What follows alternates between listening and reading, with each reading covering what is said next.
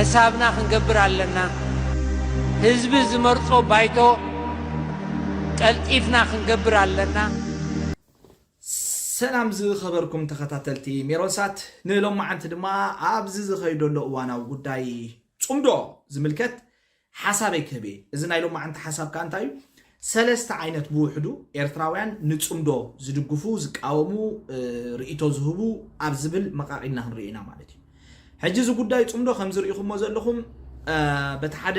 ዘገርም በቲ ሓደ ዘስሕቕ በቲ ሓደ ድማ ኣዝዩ ዘደንጹ ኢና ርኢና ዘለና ማለት እዩ ንኣብነት ገለ ካፍቲ ኣብ ማሕበራዊ ሚድያታት ተዘርጊሑ ዝረኣናዮ ንኣብነት ኣብ ናይ ልፍዓተይ ዝበሃል ወድሎ ብትግራይ እሱ በቃ ናቱ ምእሳር ህዝቢ ኤርትራ ኣብ ጎን ልፍዓተይ ከም ዘሎ ገለ ዝብል ብኤሪትሪያን ሪሰርች ሰንተር ገለ ዝብል ዝወፀሎ ሕጂ እዚኦም ሰባት እዚኦም ብዛዕባ ጴጥሮስ ሰሎሞን ንኣብነት ድሩዕ ቢትወደድ ሸሪፎ በራኸ ገብረስላሴ ዶ ብርሃነ ገርዝጌር ብዛዕባ እዚኦም ኣይዛረቡን እዚኦም ብዛዕባ ህዝቢ ኤርትራስ ብዛዕባ ልፍዓተይ ተዛሪቡ ሕጂ ልፍዓተይ ንህዝቢ ኤርትራ ይፈልጦ ድዩ በይናይ ባይቶ ገይሩ እዩ ደገፉ ገሊጹ ብዙሕ ኮምፕሊት ኣሎ ግን ሓላግጽ እንድዩ ንግዚኡ ኣቃጫጭ ህዝቢ ኤርትራ እዩ ሕጂ እዚ ከም ዘለዎ ጌርና ኣብ ጉዳይ ጽምዶ ብዝተፈላለዩ ኤርትራውያን ዝቐረበ ርእይቶ ክንትንትኖ ኢና ማለት እዩ እቲ ቀዳማይ ርእይቶ እዞም ሓደ ወገን እንታዮም ኩቱር ጽላኣት ህዝቢ ትግራይ ዘለዎም እዚ በዓሎም በኣፎም ማለት እዩ በኣፎም ኣብ ልዕሊ ህዝቢ ትግራይ ብዙሕ ሕማቕ ዝተመነዩ ሰባት ኣለዉ እዞም ሰባት እዚኦም ካልእ ፐርሰናል ኢሹ ናቶም ገሊኦም ብዝተፈላለየ ምክንያት መቸምቲ ምክንያት ምስ መክደኑ ጌርና ያለና ብጣዕሚ ዓቕኑ ዝሓለፈ ጽላኣት ኣለዎ ምስ ህዝቢ ትግራይ ሕጂ ዝኾነ ይኹን ምስ ትግራይ ዝግበር ዝምድና ድማ ከም ፀረናቶም ዝርእይዎ እዮም ማለት እዩ እዚኦም እቶም ሓደ ክፋል ኮይኖም ንጽምዶ ብሞጎት ብርድኢት ገለ ዘይኮኑ ሓሳቦም ዝህቡ ምስ ህዝቢ ትግራይ ስለምንታይ ምስ ትግራዋይ ዝበሃል ነገር ናባና ክቐርብ የብሉን ዝብል መትከል ዘለዎም እዮም እዚኦም ንጹር እዩ ክስተዮም ሕጂ እዚኦም ኩሉ ግዜ ኣፍቲ ሃገራውነት ዝብል ኣምርውን ብቐንዱ ኣይነበሩን ጥራሕ እንታዮም ዝጥቀምሉ ነይሮም ነቲ ጉልባብ ሃገራውነት ንህዝቢ ትግራይ ወይ ድማ ኣብ ልዕሊ ወያነን ኣብ ልዕሊ ካልእን ሕነ ክፍደ ካልእ ዝተፈላለዩ ነገር እዮም ነቲ ጉልባብ ሃገራውነት ነይሮም ካልእ ፐርሰናል ናቶም ኢሹ ግን ኣለዎም ስፔሻሊ ምስ ሕወሓት ካብኡ ሓሊፉ ምስ ህዝቢ ትግራይ ማለት እዩ ሕጂ እዞም ሰባት እዚኦም ኣብ መንጎ ኤርትራን ትግራይን ሰላም ክኸውን ኣይደልን እዮም ቢኮዝ ጃላ እዮም ዝወፁ ማለት እዩ ካብቲ ሰላም እቶም ሓደ ከዓ ፍቅሪ ትግራይ ከም ዘለዎም ኮይኖም ክዋስኡ ዝጸንሑ ካፍቲ ጸወታ ግን ዝተሳዕሩ ብፍላይ ኣብ ዝሓለፈ እዋን ትግራይ ትዕወት ዝበሉ ሰባት እዮም እዚኦም ሰባት እዚኦም ከዓ ናይ እዚኦም ከዓ እቲ ሞጎት እንታይ እዩ እቲ ምስ ህዝቢ ኤርትራ ክዋጋእ የብሉን ዝበልዎ ህዝቢ ትግራይ ሕጂ ምስ ህዝቢ ኤርትራ ማለት ሲ ኢሳያስን ሕወሓትን ሰላም ገይሮም ማለት ካውናውስ ደሓንቲ ህዝብስ ክሳብ እሶም ዝበኣሱስ ቁሩብ ሰላም ክረክብ እንድዩ ማለት እንድዩ ሕጂ እዚኦም ከዓ ካፍቲ ጸወታ ስለ ዝተሳዕሩ ነቲ ሰላም ኣይደልይዎን እዮም ምክንያቱ ንሶም እንታይ እዮም ዝሓስቡ ነይሮም ብናይ ህዝቢ ትግራይ ምስ ህዝቢ ትግራይ ጉልባብ ገይሮም ወይ ብናይ ህዝቢ ትግራይ ኖማተር ክሳብ ክንምንታይ ህዝቢ ትግራይ ጸቢብዎ ከም መሳገሪ ክትቆምሉ ንህዝቢ ትግራይ እዩ ነይሩ መደቦም ክትሪኦ ከለኻ ሕጂ ከመይ እንታይ ኣጋጢሞም ተልካ ዞም ሓደ ጉጅለ ናይ ኤርትራ ብሓፂሩስ ብናይ ሓደ ዝፎቶ ሰብ ኣገላልፃ ብቕልል ድበለ ከምዚ ኣብ ሓደ እዋንሲ ሓደ ሓያል ሰብ ህሉ ማለት ፀላው ክኸውን ይኽእል ሃፍታም ክኸውን ይኽእል ኢዳ ዝማረ ግን ነታ ኣፍቃሪትካስ ይምንጥለካ ሕጂ ምስ መንጠለካ ትሓርቕ ምክንያቱ ሒዝካያ ፀኒሕካስ ወሲድዋ ነታ ጓል ብዝተፈላለየ ምክንያት ዋላ እውን ተራ ሰብ ኮይኑ የእሚኑ ድዩ ኣታሊሉ ድዩ ኤኒዌይስ ወሲድዋ ሕጂ ምስ ወሰዳ ስኻ ጃላ ምስ ተረፍካስ ብሓፂሩስ ከምዚ ሓደ ሓያልሲ መፂስ ኣፍቃሪቶም ከም ዝመንጠሎም ጌርኩም ሕሰብዎ እዚኦም ሓደ ጉጅለ ማለት እዩ ሕጂ እሱ ይሽግሮም ሕጂ ልክዕ ኢሳያስ ንሕወሓት ወይ ቀሲሉን ንህዝቢ ትግራይ ከም ዝመንጠሎም ጌርኩም ሕሰብዎ እዞም ሓደ ጉጅለ ሕጂ እዚኦም ኩሉ ግዜ እንታይ እዮም ዝደልዩ ንሶም ዝቆፃፀርዎ ሰላም ንሶም ዝቆፃፀርዎ ህዝቢ ትግራይ እዮም ዝደልዩ ሕጂ ነቲ ህዝቢ ትግራይ ናብዚ ኺድ ናብዚ ትኺድ የማን ፀጋም ይብልዎ ማለት እዩ እዚኦም ኣለዉ እቶም ሓደ ማለት እዩ እቶም ሳልሳይ ደረጃ ዘለው ኤርትራውያን ከዓ እንታይ እዮም ከምዚ ኸማን ኣለዉ ነቲ ጽምዶ ብረብሓ ህዝቢ ኤርትራ ክዕቀን ኣለዎ ህዝቢ ኤርትራስ እንታይ እዩ ዝረብሕ ካብዚ ኢልና ክንሓስብ ኣለና ቅድሚ ኣብ ምስ ጎረባብቲ ፍቅርን ጽምዶን ካልእን ምባልና ኣብ ውሽጣዊ ዓቕምታትና ተኣማሚና ኣብ ውሽጢ ህዝብና ዘሎ ኢሹ بزعبو خنزارب علنا نبل وجنات كعلنا مالتي زيوم توم سالساي درجة حجزهم كلتي اكستريميست زبولكم كتور تصلع التجراي زلوا من كتور فقر تجراي عدلنا زبلو زنبرون نقول نقديفكم زوم سالساي درجة هجراويان يوم نايب حقني إرتراز حسبوا سباتيوم مبزحتو اتخوم زبل سب عقم نفسو تمرتي منقح وحتى ماسي نقحت زلوا مالتي العلو كله دم راشنال زخون سبي حج مسزب تجراي ديخو مس غربا بتدي سلام كونا له هو جن زيادة ناوج زوسدي مخنياتو تجراي كلليا بزي فقاد ناي منغسي إثيوبيا خا نمس تجراي زخون ركب مقبار نبعلو تصرى الأولويات إثيوبيا وني بتحد عين خطري خلها مخنياتو عوشت إثيوبيا سلزلا تجراي مستقامت لا إثيوبيا تقبر الخريخ عوشت تجراي ندحر مس كل الدرجة تقبر جميل كان موها منغست درجات خوينو جن رؤسو زخاله كالي إيشو زلوا مالتي ولا كو إثيوبيا تمسسال تكبار غبرو تخون إذا حد له خالق شجر موسوس يعيبو زمت صدما عوشت أو عقمنا تأمامينا إنا نزخونه تصلاخ نمكتو زلنا سلاز حلف عيسر عمت قمقام كقبرالو سلامنتا يخم أبز درجة زودينا مالتي سي كساب صمدون قلنجيرنا هديقنا لا زخونه تصلا يمتصكالو لبحالالنا سلامنتا يخم تصكيلو سلامنتا إذا حلف عيسر عمتي كم زي متص كم زي ندفر كم زي متص كنقبر كنسرع زي كأننا زي ويزي سرحنا حجي تدحنات ناس مسكالوت بملفاني كخون إنا نبدلنا ويون كسارة ناس مسكالوت بملفاني نخنو حدو إنا نبدلنا ولا كو خسارة خنو حدو نتقونه نمنتاي كنا بكسارة بتحنا قم يدني كما يكن بلينا أبزي أو دينا زلنا زمالت زحلف استخايد الدبلوماسيا وركبات فشيلو قداماي كالاي زحلف عيسر عمد دول دخونه منقس إثيوبيا خدفرو زي كئ وتهدراوي يخون هزباوي يخون قطباوي يخون حيلي أيفتقرنا عن مالتي لذي بخمسة عين اندحر رئينايو التيزلو كونتات كنقمقمو لنا إزبر زلو تسالسي أكال مالتي سلازي نزي سالسي أكال زي إيوخا إزي سالسي أكال زي إيوخا تهاجراو زبهال تي إرتراو زبهال تنايب حق ني إرترا زفكرا ني إرترا خطمتا خلو دما بعيني التي علامة سواتن علامة تقادلتن علامة سنكولان نزت أمتا بعيني ناي إرترا كبرتاتن متان أبلونج ترمزت أمتا بعيني إساياس بعيني ولك أسبات بعيني دقف بعيني إكستريميزم ما يكون الزيان سلازي فوكس نايز حيل زخا كل جزء أوشت إيه حزبي إرترا فوكس جبر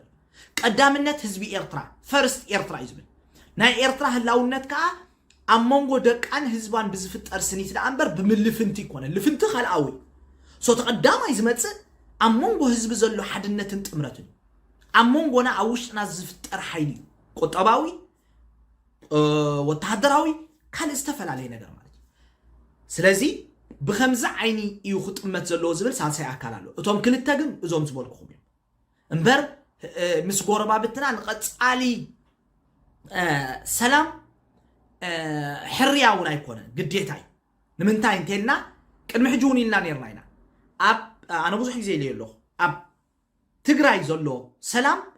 ناي إرترا سلامي أبي إرترا زلو سلام ناي تقراي سلامي ناي تقراي نبل دلنا بزعة تقراي سلسل علي ينبر ملا إثيوبيا سلام كركب قرن أفريقيا سلام كركب ناتنا ربحي سلام زي بقولوا جودبو نعنا خلي جزء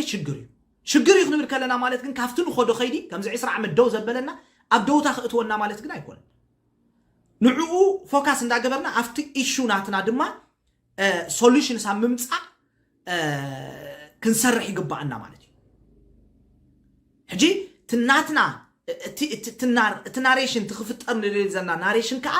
عوشت إرترا فوكس جبر خوني قبع سلازي تقدم يحطون بأرتاي لفعتي عبتقرأي تأثير هو تسألوه إزي هيبوكراتي حجي هيبوكراتي سلازي بار انتايو تخون زنا برودا هاي لولدة تسعد روح تأثير له ده هاي نقبل بيتروس سلومن تأثير له يوتع سناي تلبساي تأثير الله توتع أثير يوحنس توتع زوم إيشتات زي يوم قدمنا بتصندو مقبارنا مستوم بعد بيتودد شريفو زوم كلهم نقولهم زلنا براخي برهانه مزي أمي تصندو نقبر زقبا ولا جرماننا تبولو ولا خالو تبولو إذا تصندو زي إذا دل زلو تي قدام ستيب مالتي إذا تصندو زي خي جبركا أبز تبتاتين كخلخا أبز فحفحيل كخلخا أبز سبات أوبي كخلخا أبز سبات أقيم كخلخا جن تصندو مسز بتقرأي لفعتي زبها الأسر يوتع زبل كمسلمين نتحالف خالد ترجم يقولون بيتروس سلومون يوتع جن كو حكي مالتي زدنا إز خون زلوي إز دمت حفاش دمت إز بيرتراي حجي دهاي بيتروس سولومون كنبل كلنا دهاي ولدة تنسى هاي الدروع دهاي شريفو دهاي بيتودن دهاي أستير دهاي سنايت دهاي جرمانو دهاي شريفو دار كلهم دهاي كلهم أسراتنا كنبل كلنا أبيتنا فوكاس نكبر مالتي خلاي حزبنا نسدت وتصل له سلامنتاي ጉዳይ ሸርፊ ጉዳይ ኢኮኖሚ ጉዳይ ህንጻ ጉዳይ አገልግሎት ጉዳይ ደሞ ሰራዊት እዚ ኢሹታት ዝዓልና አክንዲ ናብ ዲስካሽን ናአቱ ሕጅውን ህድግለነ ጸላ ይመጸካሎ ንባሃላለን ክመጽ ዝኻለ ፌል ስለዝገበርኩም ሕጂ ትፌል ምግባርኩም ክትቀበሉ ወለኩም መጀመርታ አይነፋዕናን ወዝሓለፈ 10 ዓመት ክድፈር ዘይትኽእል ሃገር አይሰራሕና እንተኾይኑ well at least admit ግበሩ ወጌጋኹም ሓደ ስጉም ትንቅድሚት ስለዝኾነ ስለዚ ጻውዒት እዚ ስለዚ ኣብዚ ኢሹታት እዚ ዲስካሽን አይደለም ግን ተኣኪብካ ስቂካ ፕሮፓጋንዳ ክትገብር ትኽእል ኢኻ ተኣኪብካ ጽምዶ ኣብ ውሽጢ ኤርትራ ኢንጌጅመንት ኣብ ውሽጢ ኤርትራ ተርዲኻ ኣለኻ we need engagement ተርዲኻ ኣለኻ as a society as a nation as a people we need discussion as soon as possible ማለት በህጹጽ ዲስካሽን የድልሎ ክንዘራረብ አለና ከመዝብ ኣብ ትግራይ ዘራረብለው ኣብ ኢትዮጵያ ዘራረብለው ኣብ ኦሮሞ ዘራረብለው ንሕና ከመዝብ ክንዘራረብ አለና ክንዘራረብ ማለት ድማ ኣብ ውሽጢ ኤርትራ ዝተፈላለየ ናይ አይዲያ ምግጫው ክመጽአለው ህዝቢ ኤርትራ ንጹምዶ በከመይ ዝርዮ በመንገድ ደቁ ገይሩ ኣብ አዳራሽ ክብሪዮ ለና ዲስካስ ክገብራለው የድሌና አይድሌና ነው ዝተፈላለየ አይዲያ ዘለዎም ኤርትራውያን ድማ ሓሳቦም ክህቡለዎም ኣብቲ መድረኽ ኣብ ውሽጢ ኤርትራ ብዙ ሓደ ኣብ ትግራይ ተማለ ኣብ ብራኸ ሸውሪኹም ኣለኹም ሓንቲ መደቡን ሰሪሕ ነይረ ኣቀዲመ ማለት እዩ ኣብ ብራኸ ሸው ዲስካስ ገብሩለው ብከመይ ንሪዮ እዚ ጥዕናይ ሶ ዝጥዕና እዚ ከመይ ገይሩና ዋና ይመጽእ ንሕና ዝጥዕና ዝስኢና ያለና ዝርብ የለን ዲስካሽን የለን ዓጺኻ ላግጺ ይዘሎ በህዝቢ ኤርትራ አቃጫጭ ይዘሎ ንዕቀት ይዘሎ ስለዚ ካልአይ ንህዝቢ ትግራይ ከም ዝኹን ከፍተሉ መጀመርታ ንህዝቢ ኤርትራ ክፈትሉ ናይ ህዝቢ ኤርትራ ሞ ንግበር ንጨጉረን ዘይረኸባ መጠምጠምያስ ንኸብደን ዘይረኸባ ቆርጠምጠማ ንጨጉረን መጠምጠምያ ገለ ዝባሃል ኣሎ ብዝና ዓድና ጽቡቕ ምስላ እዩ ዘሎ ተርዲኻ ኣለኻ ስለዚ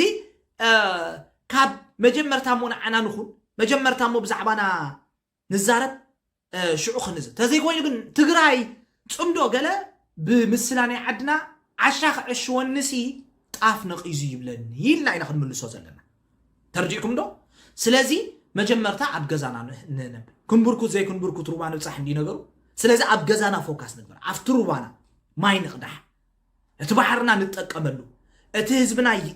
ፍታሕ ይርከብ ቁጠባ ይተግበር ሽዑምስ ጎረባብትና ኩሉ ንደልኻ ኦኬ ዋላ ጎንጎኑ ክንብል ንኽእል ዋላ ካለ መንግስቲ ግን መጀመርታ ናይ በሓቅን ህዝቢ ኤርትራ ዲዝሓልሉ ብዛዕባ ህዝቢ ኤርትራ ዘለዎ ርእይቶ ገለመለ ክገልጽ ይግባእ ስለዚ ጽምዶ በዚ ሰለስተ ስለዚ ነዚ ዓይነታት ተሓሳስባ ዝሓስቡ ሳልሳይ ጉጅለለው እስኹም ካቢኔት ጉጅለ ኢኹም ክትርእዩለኩም ወይለ ቶም ሓደ ጉጅለ ካ ዝረሳዕናዮም ክንውስኸላ ኢሳያስ ዝበሎ ፈጣሪ ከም ዝበሎ ካ ዝብሉለው ሳልሳይ ስለዚ ራብዓይና 44 ኢና መቂልናዮም ዘለና እዚኦም ራብዓይ ጉጅለ እዛቱ ሓንጎሎም ኣበይ ከም ዝቐመጥዎ ዘይፍለጡ ናይ ጉጅለ ኢሳያሲዝም ኣጣቃዓት እዮም እዚኦም ሓድሽ መንነት ኣለዎም ሓድሽ ዕላማ ኣለዎም ዝሓለፈ 20 ዓመት ዝተሃንደሰ ዕላማ ኣለዎም መንነቶም ኢሳያሲዝም እዩ ራእዮም ኢሳያሲዝም እዩ ሕልሚ የብሎምን ሕልሞም ኢሳያሲዝም ስለዞም ሰባት እዚኦም ንጎ ተሲኦም ኢሳያስ እንታይሉ ኢሳያስ ዝሃበና መምርሒ ክንክተላለና ዝብሉ ኤክስትሪሚስት ኣምለኽት እዮም እዚኦም ሰባት እዚኦም ክሓቱ ክመራመሩ ድምፂ ህዝቦም ክሰምዑ ኣይደልን እዮም እዞም ሰባት እዚኦም ልዕሊ 4 ሚልዮን ህዝቢ ኤርትራ ሓደ ኢሳያስ ዝሰምዑ ሰባት እዮም እዞም ሰባት እዚኦም ኣብ ቦታቶም ዋላ ኢሳያስ እንተረሽንዎም ንጽቡቕና ይረሽንዎም ኢሎም ዝሓስቡ ሰባት ኣብ ቅድሚኦም ኣቦኦም ኢሳያስ ወሲዱ ጨዊ እስር ቤት ተእትይዎ ጸገም የለን ኢሎም ዝድግፉ እዮም ስለዚ እዚኦም ሃገርን መንግስትን ፈልዮም ክጥሙቱ ዘይክእሉ ኢሳያስ ወይ ሞት ብጀካ ኢሳያስ ንኤርትራ ክርእይዋ ዘይክእሉ ኣምለኽቲ ናይ ኢሳያስ እዮም እዚኦም ጠቕላላ ክትገልጾም ኣይትኽእልኒ ኢኻ እዚኦም ካልኣይ የብሎም እዞም ኢሳያስ ምስ ትግራይ ተጣሪቁ ዕረቁ ምስ ኦሮሞ ተጣሪቁ ዕረቁ ብዘይ ሕቶ ብዘይ ርእይቶ ዞም ጉጅለ እዚኦም አስተውዕሎም ሓደገኛታት ጉጅለ ዞም ጉጅለ እዚኦም ሰፉሉ ረብሓ ዝብለኩም ኩሉ ግዜ አምጽናት ሓወቦታትኩም አምጽናት አቆታትኩም አምጽናት ዓድታትኩም አምጽናት ቤተሰብኩም አምጥፋእናትኩም ዓብ ግደ ዘለዎም ንዓኹም ንምጥፋዕ 20 ዓመት ዝሰርሑ መንዮም ዘይንፈልጦም ንፈልጦም ግን ካባና ዝረሓቡ ምሳና ዝነበሩ ግን ካፍቲ ዕላማ ዘንደልሃጹ አፍቲ ምሳና ዝነበሩ ወናብራውን ናይ በሐቅ ምሳና ነይሮም የማይ ነበሩም በዝሎም እንጠራጠሪና ሃገር ምልእቲ ኣብ ሓደ ሰብ ክጥምጥሙ ዝደልዩ ጉጅለ እዮም ዞም ጉጅለ እዚኦም ብዛዕባ ዞም ጉጅለ እዚኦም ነፍስ ወከፍ ወዲ መሬት ነፍስ ወከፍ ወዲ ርስቲ ክሓስባል ወዲ ርስቲ ተኾንካ ኣይተምልኽን ኢኻ ኤርትራ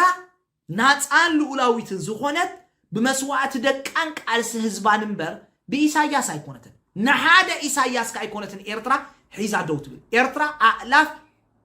ኣሽሓት ዝወለደት ሃገረ ጀጋኑ እያ ስለዚ ዞም ንብለኩም ዘለና ኣርባዕይ ጉጅለ ዳርጋ እንታይ እዮም ክትብሎም ብጣዕሚ ሓደገኛታት ኣትማን እዮም ድማ ከመይ ገይሮም ንኤርትራዊ የፅንቱ ፅቡቅ ገይሮም ዝፈልጡ ኣትማን እዮም ምክንያቱ ሓድሽ መንነት እዩ ዘለዎ ኢሳያሲዝም ዝበሃል መንነት ኣሎ ንኤርትራዊ ንምፅናት 20 ዓመት ኢደ ኢድካይሎም ሰፊሕ ዘመተ ዘካየዱ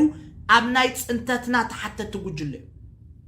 ዞም ጉጅለ እዚኦም ብናትና ደም ተሓተቲ ጉጅለ እዮም ሰብ ከስተውዕል ክኽእል ኣለዎ